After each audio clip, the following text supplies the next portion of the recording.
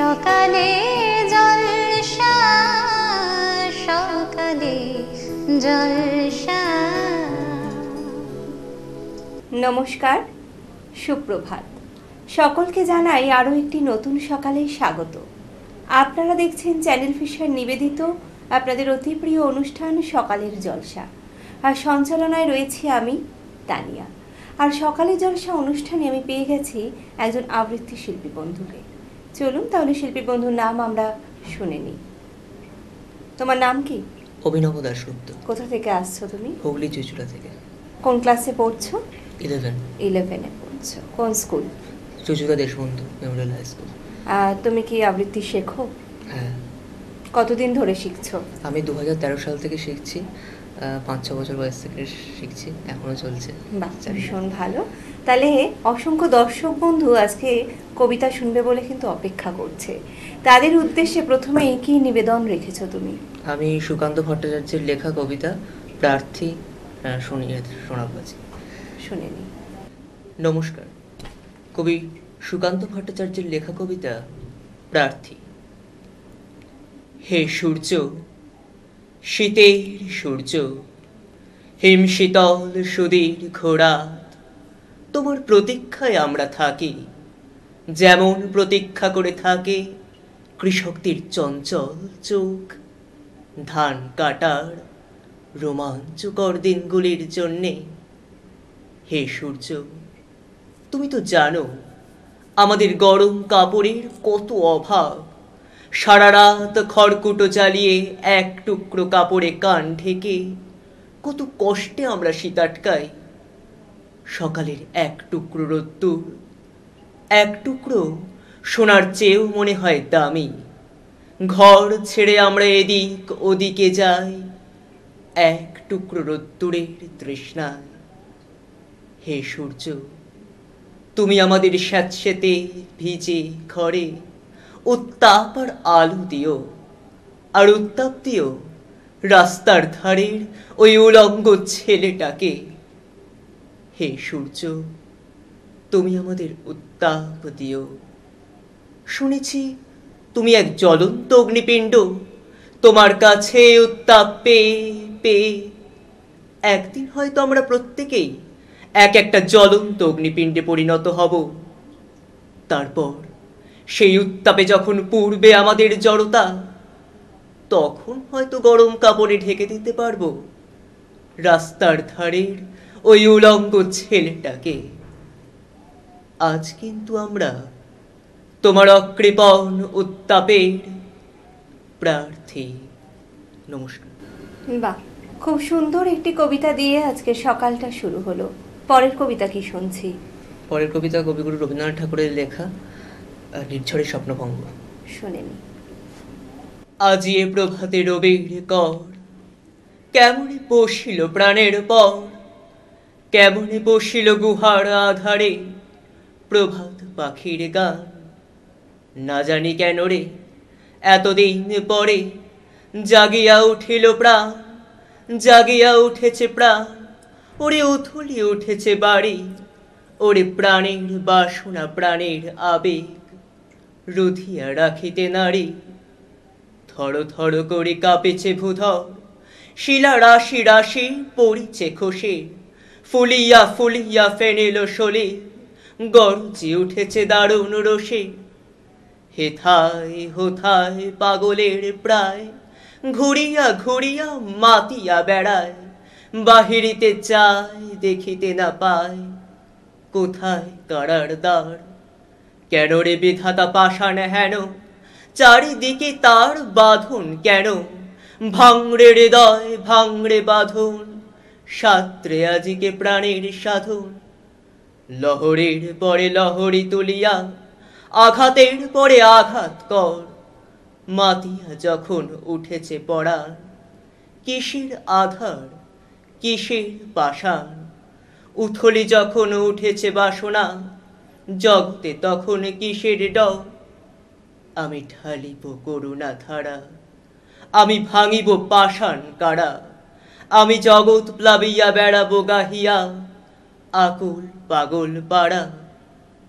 কি সেলাইয়া ফুল কুড়াইয়া রামধনু আঁকা পাখা উড়াইয়া রবির কিরণে হাসি ছড়াইয়া দিবরে পরাণ ঢালি শিখর হইতে শিখরে ছুটিব ভূধর হইতে ভূধরে লুটিব হেসে খল খল গেই কল কল তালে তালে দিব তালি এত কথা আছে এত গান আছে এত প্রাণ আছে মোর এত সুখ আছে এত স্বাদ আছে প্রাণ হয়ে আছে ভোর কি জানি কি হলো আজি জাগিয়া উঠিল প্রাণ দূর হতে শুনে যেন মহাসাগরের গান ওরে চারিদিকে মোর এ কি কারাগার ঘোর ভাঙ ভাঙ ভাঙ কারা আঘাতে আঘাত কর ওরে আজ কি গান গেয়েছে পাখি এসেছে রবির কর। নমস্কার। বাহ, আরও একটি অসাধারণ সুন্দর কবিতা আমরা শিল্পী বন্ধু থেকে শুনলাম, ভীষণ ভালো লাগলো। তাহলে তুমি পরের কবিতা আমাদের কি শোনাচ্ছ? কবিগুরু রবীন্দ্রনাথ ঠাকুরের লেখা হঠাৎ দেখা। শুনে নি।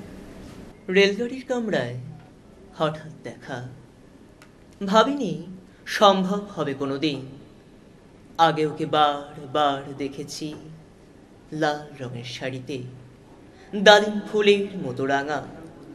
আজ পড়েছে কালো রেশমের কাপড়, আঁচল তুলেছে মাথায়, দোলন চাপার মতো চিকন গৌর মুখখানি ঘিরে।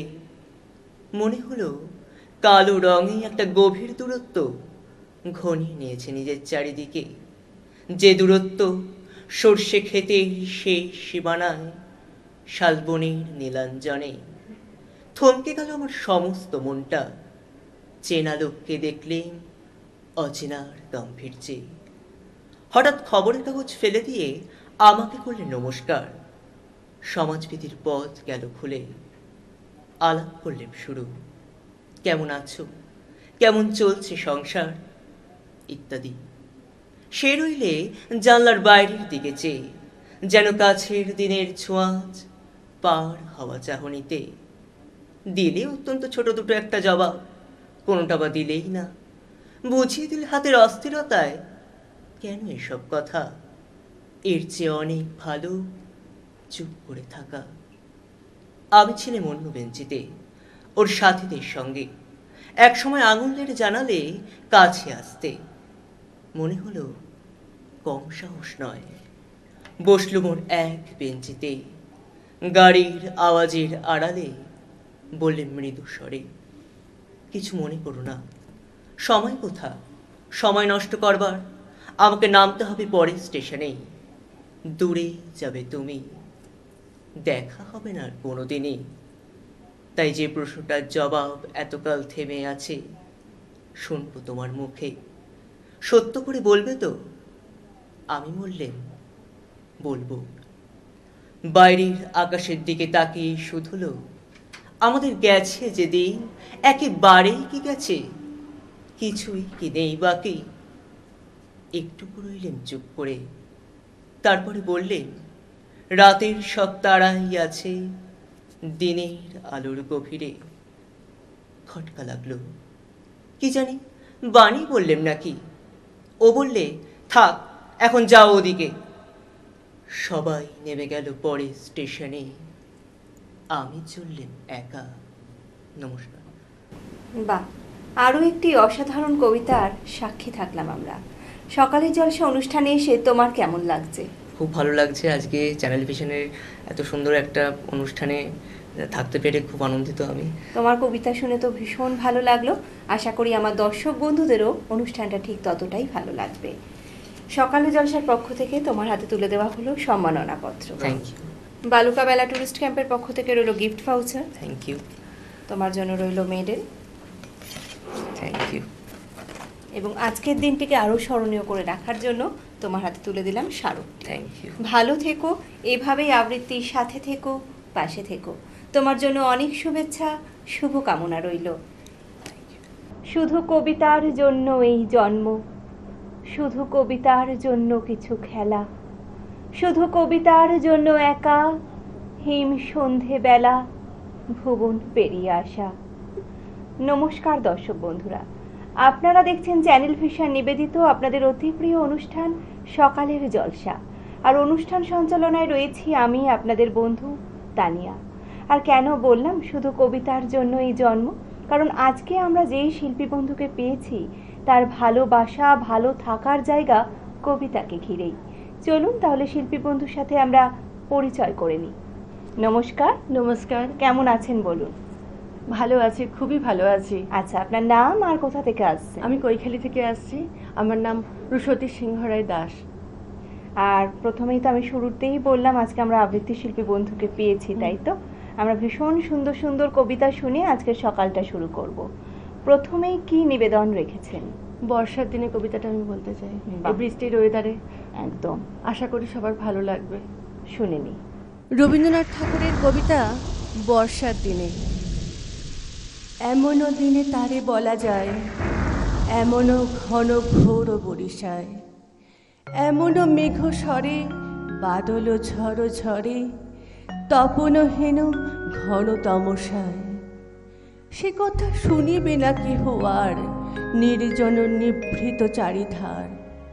দুজনে মুখোমুখি গভীর দুঃখে দুঃখী, আকাশে জল ঝরে অনিবার। জগতে কেহ যেন নাহি আর, সমাজ সংসার মিছে সব, মিছে এ জীবনের কলরব। কেবল আঁখি দিয়ে আঁখির সুধা প্রিয়ে, হৃদয়ে দিয়ে হৃদি অনুভব। আধারে মিশে গেছে আর সব, বলিতে ব্যথিবে না নিজ কান, চমকে উঠিবে না নিজ প্রাণ। সে কথা আঁখি নিরে মিশিয়া যাবে ধীরে, বাদল বায়ে তার অবসান। সে কথা ছেয়ে দিবে দুটি প্রাণ, তাহাতে এ জগতে ক্ষতিকার। নামাতে পারি যদি মনোভার, শ্রাবণ বরিশনে একতা গৃহ কোণে, দু কথা বলি যদি কাছে তার, তাহাতে আসে যাবে কি বাকার। আছে তো তারপরে 12 মাস, উঠিবে কত কথা কত হাস, আসিবে কত লোক কত না দুঃখ শোক। সে কথা কোনখানে পাবে নাশ, জগৎ চলে যাবে 12 মাস। ব্যাকুল বেগে আজি বহে বায়, বিজলি থেকে থেকে চমকায়। যে কথা এ জীবনে রহিয়া গেল মনে, সে কথা আজই যেন বলা যায়, এমনও ঘন ঘোর বরিশায়। যে কথা এ জীবনে রহিয়া গেল মনে, সে কথা আজই যেন বলা যায়, এমনও ঘন ঘোর বরিশায়। বর্ষার দিনে আমরা কবিগুরুর বর্ষার দিনে কবিতাটা শুনলাম। এ যেন এক প্রাসঙ্গিক কবিতা, ভীষণ ভালো লাগলো। কবিতার প্রতি ভালোবাসা কতদিন ধরে? কবিতার প্রতি ভালোবাসা বলতে গেলে আমার ছোটবেলা থেকে কবিতার পরিমণ্ডলে বড় হওয়া। আচ্ছা, আমার বাবা ভালো কবিতা বলতেন, ওনার কবিতা আমি শুনতাম ছোটবেলায়, খুব ভালো লাগতো কবিতাগুলো শুনতে। তারপর আস্তে আস্তে বড় হই, বড় হওয়ার পরে কবিতাগুলো সেই বাবার কবিতাগুলি বলার চেষ্টা করতাম। আচ্ছা। তারপর রত্না মিত্রের কবিতা, বীরেন্দ্র চট্টোপাধ্যায়ের কবিতাগুলো আমি নিজে নিজে তুলতাম। এইভাবে আস্তে আস্তে মানে কোথাও কি কবিতা নিয়ে এখন প্রশিক্ষণ নেওয়া হয়নি? প্রশিক্ষণ নিয়েছি, তারপর ওনার কাছে রত্না মিত্রের কাছে শিখতে ঢুকেছি, ব্রতদীপ বন্দ্যোপাধ্যায়ের কাছে ওনার কাছেও শিখেছি। তারপর এখন আমি বর্তমানে সুতপা বন্দ্যোপাধ্যায়ের কাছে শিখি। বাহ, ভীষণ সুন্দর একটি কবিতা দিয়ে আজকে সকালটা আমাদের শুরু হলো, ভীষণ ভালো লাগছে। পরের কবিতা কি শুনছি? কবি শ্রীজাতর কবিতা ক্যাফে কর্নারে। শুনছি তুমি এই শহরে 2-4 দিনের অফিস ট্যুর। তোমার কাজের জায়গা থেকে আমার পাড়া অনেক দূর, মাঝে কোথাও বসা যায় না, দেখা হয়নি বছর 5। ছোট্ট টেবিল, অল্প কথা, হালকা দুটো কফির আঁচ। বৃষ্টিতে সব শার্সি ভেজা, কফির কাপে এক চুমুক। নকশা তোলে খয়েরি ধোঁয়া, নীলচে আগুন জ্বালায় বুক। সেই যেখানে কলেজ কেটে বিকেলগুলো পাল্টাতাম, মনে পড়ছে? এখন কিন্তু একটা কফির অনেক দাম। এক জীবনে দাম মেটাতে কে পারে? 4টে নাগাদ থাকবো আমি, আসবে ক্যাফে কর্নারে? এক জীবনের দাম মেটাতে কে পারে? 4টে নাগাদ থাকবো আমি, আসবে ক্যাফে কর্নারে? ভীষণ পছন্দের কবি শ্রীজাত, আর তার কবিতা অসাধারণভাবে আপনি আমাদের সাথে পরিবেশনা করলেন। ভীষণ ভালো লাগলো। দিদি, বাড়িতে কে কে আছে? বাড়িতে আমার হাজব্যান্ড, আমার ছেলে। তারা কি বলছেন এই কবিতা শুনে আপনার? তারা আমাকে এনকারেজ করে কবিতা বলাতে, তারা আমার সঙ্গেও এসেছে। বাহ, ভীষণ ভালো, খুব ভালো লাগছে আমাদের আজকের সকালটা। পরের কবিতা আপনি কি শোনাচ্ছেন? পাহাড়চূড়া।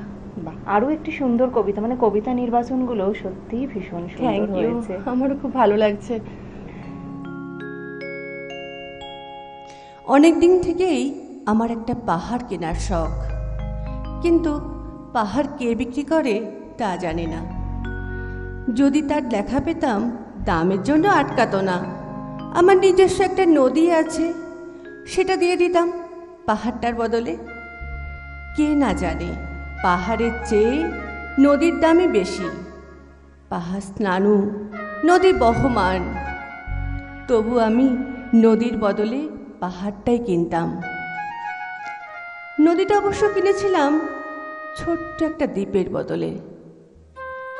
ছেলেবেলায় আমার বেশ ছোট্ট খাট্ট ছিমছাম একটা দ্বীপ ছিল, সেখানে অসংখ্য প্রজাপতি। শৈশবে দ্বীপটি আমার বড় প্রিয় ছিল।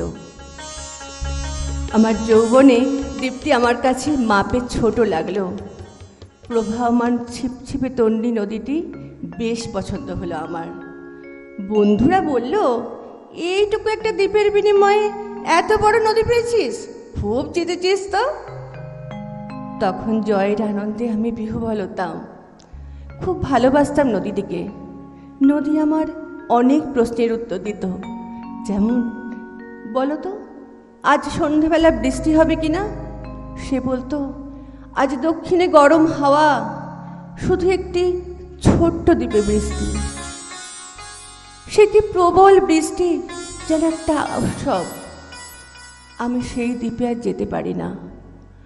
সে জানতো, সবাই জানে, শৈশবে আর ফেরা যায় না। এখন আমি একটা পাহাড় কিনতে চাই। সেই পাহাড়ের পায়ের কাছে থাকবে অরণ্য। আমি সেই অরণ্য পার হয়ে যাব। তারপর শুধু রুক্ষ কঠিন পাহাড়, একেবারে চূড়ায় মাথার ঠিক কাছে আকাশ, নিচে বিপুলা পৃথিবী, চরাচরের তীব্র নির্জনতা। আমার কণ্ঠস্বর সেখানে কেউ শুনতে পাবে না।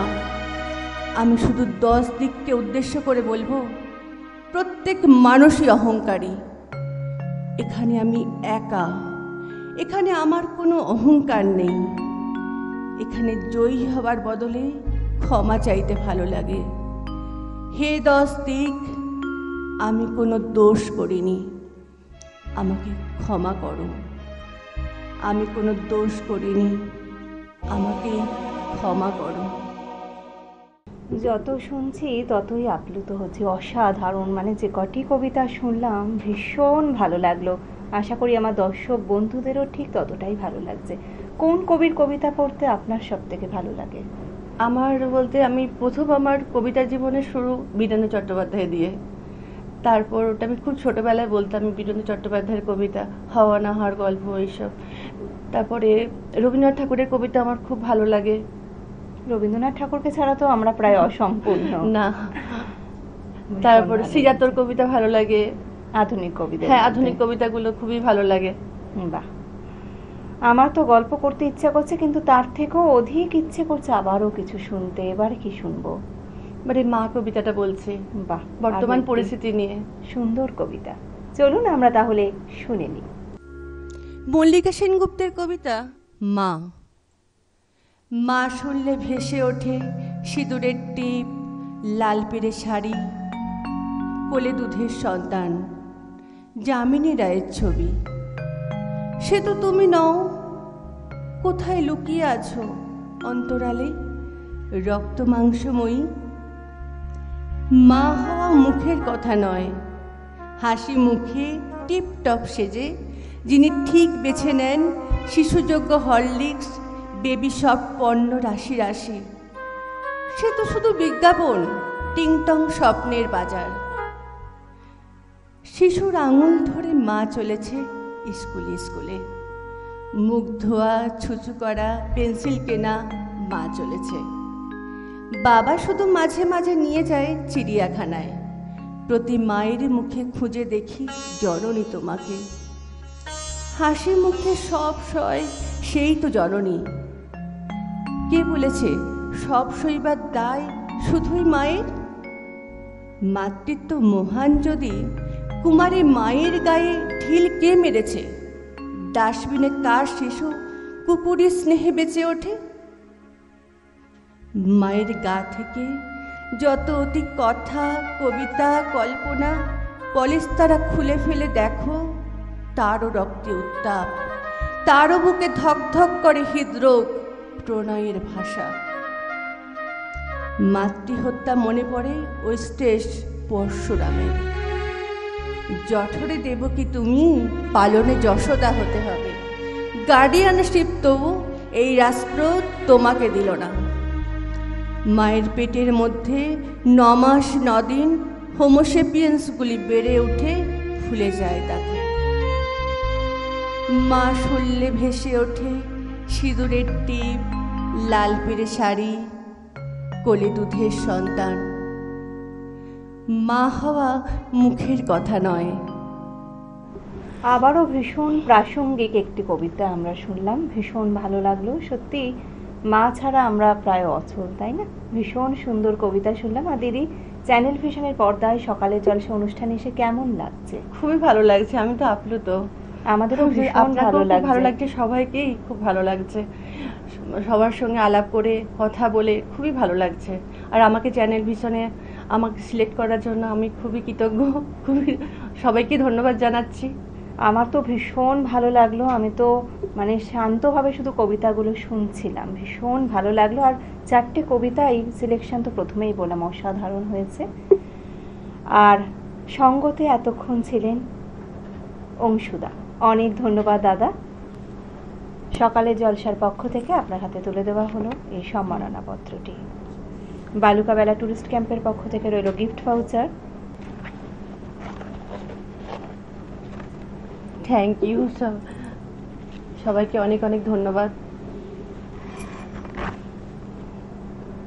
রইল এই স্মারকটি। ভালো থাকবেন, এভাবেই কবিতার সাথে থাকবেন, পাশে থাকবেন, অসাধারণ কণ্ঠ যত্ন নেবেন, এইটুকুই বলার। Thank you. আপনিও ভালো থাকবেন, সবাই ভালো থাকবেন। সবাইকে অনেক শুভেচ্ছা, ভালোবাসা, প্রণাম জানাচ্ছি। এতক্ষণ ধরে আমার কবিতা শোনার জন্য সবাইকে অনেক অনেক ধন্যবাদ।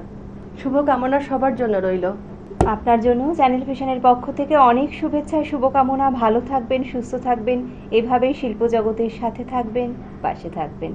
সকালে জলসা আমি ছেড়েই দিতে রাজি আছি সুসভ্যতার আলো। আপনারা দেখছেন চ্যানেল ভিশন নিবেদিত, শামসের মল্লিক পরিচালিত সেই আপনার আমার নিত্যদিনের সুরের অনুষ্ঠান তাই সকালের জলসা। শিশিরে শিশিরে শারদ আকাশে ভোরের আগমনে। হে নূতন দেখা দিক কারবার, জন্মের প্রথম শুভক্ষণ। আমরা এই অনুষ্ঠানে পেয়ে গেছি একজন নৃত্যশিল্পী বন্ধুকে। আমি এসেছি স্রোতের জোয়ারে ভেসে, চলে যাব ভাটার টানে একদিন সেই দেশে। উড়িয়ে দিলাম সব পাখিদের, উড়িয়ে দিলাম সব পাখিদের, উড়ান দিলাম ডানায়, চাঁদের মতো দুধের বাটি ভরা কানায় কানায়। অপূর্ব, অসাধারণ একটি মুহূর্তের সাক্ষী আমরা থাকতে পারলাম, ভীষণ ভালো লাগলো। তেমনি জানতে জানতে ফুরায় যেন সকল জানা। দেখতে থাকুন সকালের জলসা। নমস্কার। সকালে জলসা